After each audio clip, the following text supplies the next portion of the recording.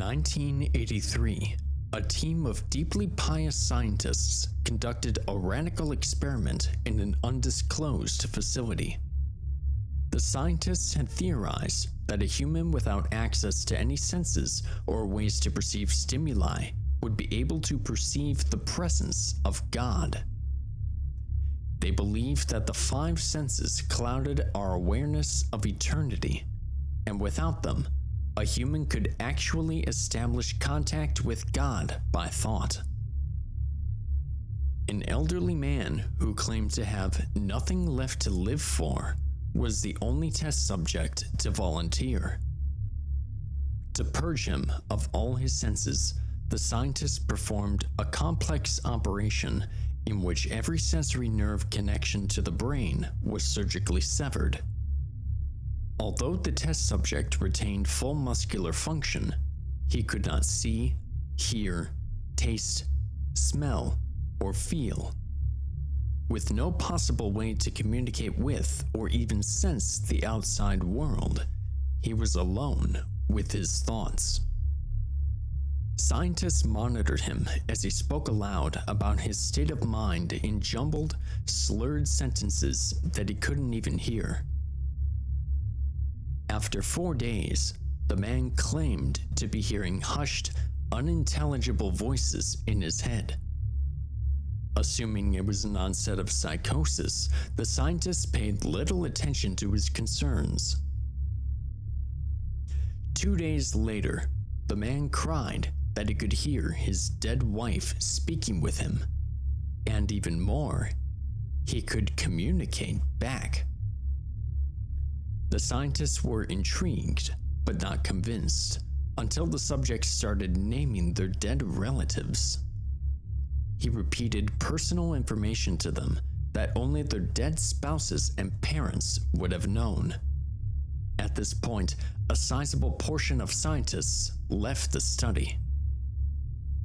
After a week of conversing with the deceased through his thoughts, the subject became distressed, saying the voices were overwhelming.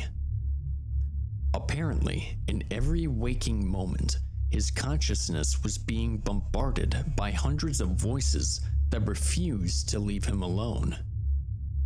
He frequently threw himself against the wall, trying to elicit a pain response, and begged the scientists for sedatives so he could escape the voices by sleeping.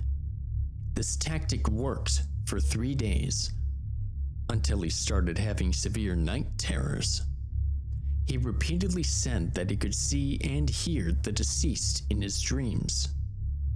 Only a day later, the subject began to scream and claw at his non-functional eyes, hoping to sense something in the physical world. Now hysterical, he said that the voices of the dead were deafening and hostile, speaking of hell and the end of the world. At one point, he yelled, "No heaven, no forgiveness," for 5 hours straight.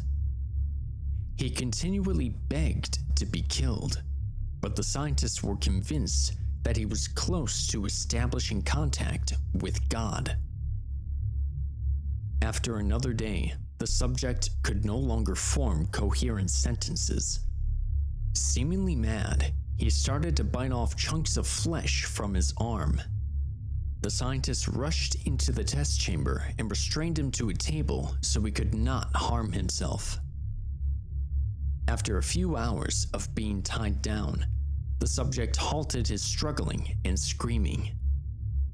He stared blankly at the ceiling as teardrops silently streaked across his face. For 2 weeks, he had to be manually rehydrated due to the constant crying. Eventually, he turned his head and, despite his blindness, made focused eye contact with the scientists for the first time in the study. He whispered, "I have spoken with God, and He has abandoned us." And his vital signs stopped. There was no apparent cause of death.